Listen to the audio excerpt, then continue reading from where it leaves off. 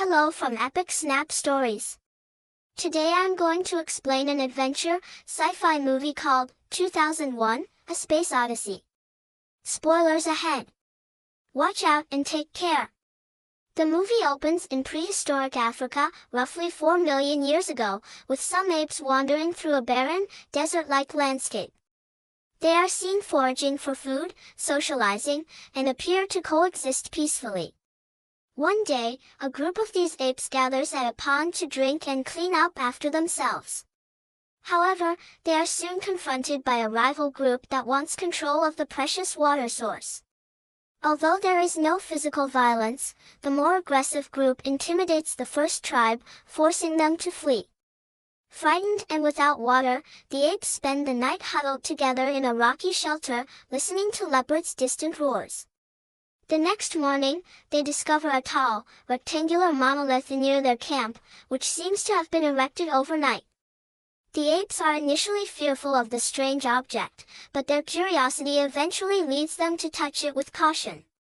The monolith turns out to be an advanced machine created and sent by extraterrestrials to influence the evolution of intelligent life.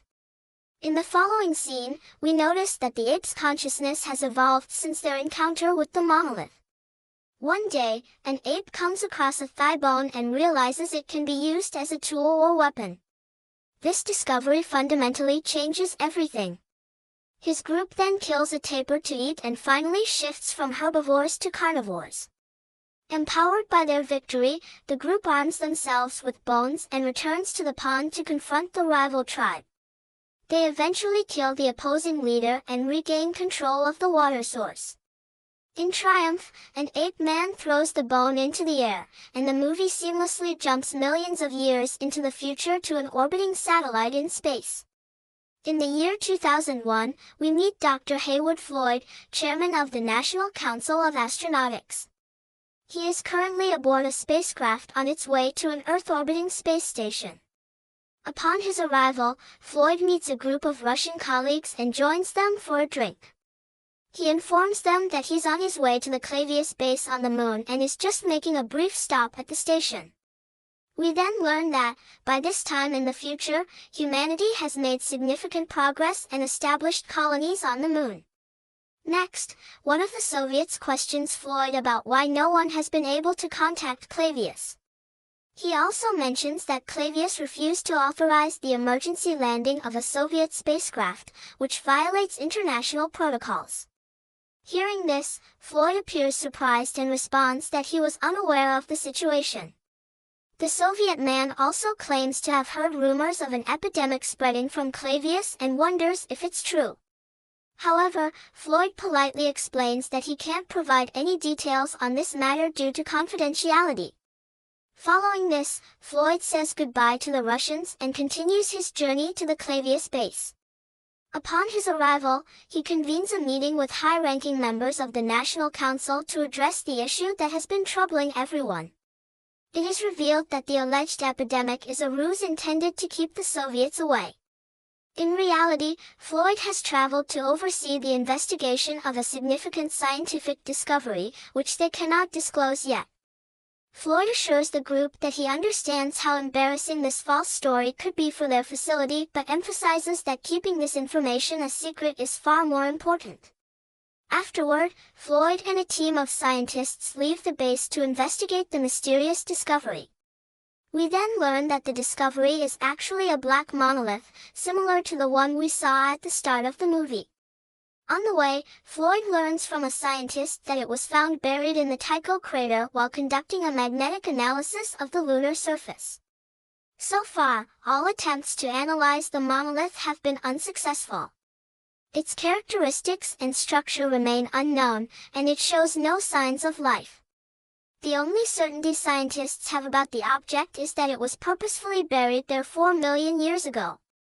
Soon after, they arrive at the location, and a group of scientists begins photographing the monolith.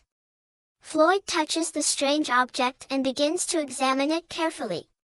Moments later, the monolith is illuminated by the sun as it rises at the end of the 14-day lunar night. This forms a straight line between the Sun, Moon, and Earth, with light reflecting off the monolith pointing toward Jupiter in space. Just then, the monolith unexpectedly emits a deafening acoustic signal that prevents them from continuing their work. Following this, the scene jumps to 18 months later, where we see a spacecraft on a mission to Jupiter. We meet two astronauts aboard, named Dave Bowman and Dr. Frank Poole. In addition to them, 3 other crew members have been placed in cryogenic slumber and won't be awakened until they reach their destination. There is also a supercomputer called HAL 9000 that is in charge of the spacecraft's overall management and operation. HAL has human-like characteristics and completes tasks at astonishing speeds with no errors. It has a luminous red eye and a soothing voice with a somewhat sinister undertone.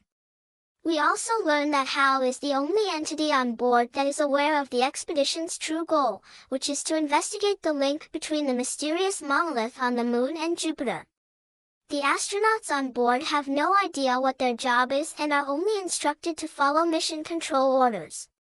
Later, while Dave and Frank are eating dinner, they watch a TV interview that they recorded for the BBC. The interviewer questions the astronauts about life on board and their experience working with artificial intelligence. During the interview, HAL describes itself as incapable of making mistakes and expresses how much it enjoys working with humans. Frank also praises the AI and refers to it as the 6th crew member. When the interviewer asks if HAL has genuine emotions, Dave responds that it seems to, but the truth remains unknown. After some time, Dave begins sketching, and HAL expresses an interest in his drawings. The AI compliments his talent and takes the opportunity to ask him about the mission. HAL inquires whether Dave feels any doubt or concerns about the secret mission. It also notes that it finds it unusual that 3 scientists were trained separately and placed in hibernation before the mission. HAL even mentions rumors of an epidemic on the Moon and wonders if this is connected to their current mission. However, Dave refuses to be manipulated by the AI and asks if it is working on his psychological profile. During their conversation, HAL notices a problem with the spaceship's main antenna. It indicates that a communication unit will fail within 72 hours, causing the spacecraft to lose contact with Earth. Feeling worried, Dave uses a pod to take a spacewalk and replace the unit. But after removing and inspecting the affected communication unit, he discovers no problems. As a result, the 2 astronauts contact Mission Control to find out what is going on. However, Mission Control maintains that everything is fine and that HAL made a mistake in detecting the failure. When Dave and Frank confront the AI about this error, it claims that all failures are the result of human error. It then confidently asserts that no Series 9000 computer has ever encountered a glitch, no matter how minor. Despite this reassurance, the astronauts begin to suspect HAL is deceiving them and may have ulterior motives. After the conversation, Dave takes Frank to investigate a supposed error in a pod. As soon as they enter, the door closes, preventing HAL from hearing them. They then talk about what just happened, and both agree that they have a bad feeling about HAL's mistake. Frank decides to reinstall the pod to see if it fails, and if it doesn't, he suggests disconnecting the AI. Dave agrees but believes that the computer's basic functions should remain intact. He also points out that no Series 9000 computer has ever failed, and they have never had to turn one off, so he isn't sure how HAL will react. Unbeknownst to them, the AI is reading their lips from outside the pod and begins to develop a sinister plan of its own. Following this, Frank sets out in a pod to reinstall the module. However, during the mission, HAL abruptly cuts off his air supply, propelling him into space. When Dave notices his companion drifting uncontrollably, he asks HAL what happened. However, the AI responds that it lacks sufficient information to provide an answer.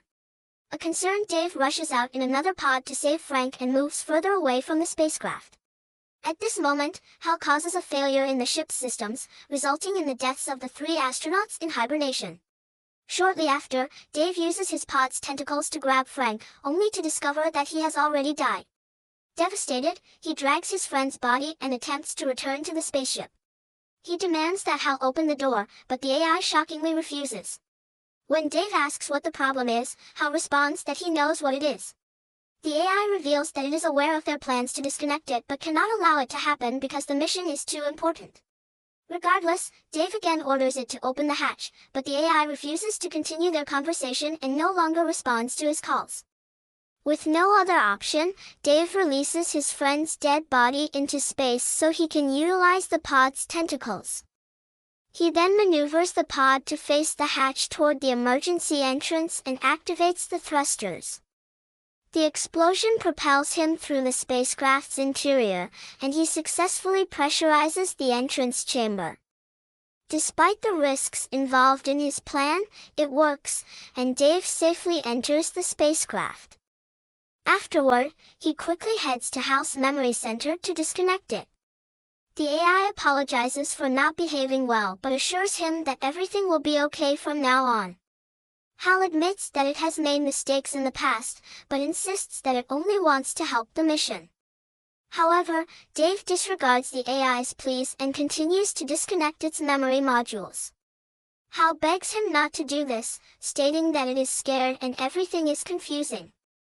But Dave continues to proceed, and Hal's voice gradually begins to fade away, reverting to a basic memory state. Once the AI is completely shut down, a message from Dr. Flyoth suddenly appears on the computer screen. He informs the spaceship's occupants that the mission's true purpose was kept hidden, with only Hal being aware of it. He explains that the first evidence of extraterrestrial intelligent life on the lunar surface was discovered 18 months ago. This evidence was an old monolith that was purposefully buried and has been inactive for 4 million years. It would have continued to stay that way if not for a powerful emission of rays coming from Jupiter. In the next scene, Dave finally arrives at Jupiter and notices a massive black monolith floating in space, which seems to be guiding him toward his objective. He sets out in one of the pods to investigate but is sucked into a vibrant tunnel. Dave is terrified by what is happening and realizes he is traveling through space at the speed of light. During his journey, he encounters strange cosmic phenomena and extraterrestrial landscapes with stunning colors. He witnesses the universe's creation during the Big Bang, as well as the formation of galaxies, suns, and planets. This is followed by images of protoplasm, single-celled organisms, and amoebas. Next, he arrives at a location with topography similar to Earth, abundant water, and strikingly vivid colors. At the end of the journey, Dave finds himself in the middle of a lavishly furnished hotel suite. He leaves the pod wearing his astronaut suit, but he has aged and his skin has wrinkled. Dave then begins to walk around the strange room, inspecting the surroundings. To his shock, he notices a second version of himself, many years older, standing in the bedroom. The camera then shifts to the perspective of this older Dave, while the first Dave and his pod vanish. Following this, Dave looks around and finds a mirror in the suite's bathroom. While he examines himself, he notices another person in the next room. It turns out to be a third version of himself, who is much older and eating at a table. The perspective shifts again as the third Dave accidentally knocks his wine glass off the table and cautiously glances at the shards. When he slowly looks up, he sees himself lying on the bed, dying as an old man. The focus shifts once more to Dave's fourth version, who notices a massive monolith that has appeared out of nowhere in the middle of the room. He raises his hand to touch it, but soon dies and transforms into an embryo of a star child. The movie then comes to an end as we see the star child float through the cosmos before drifting toward Earth.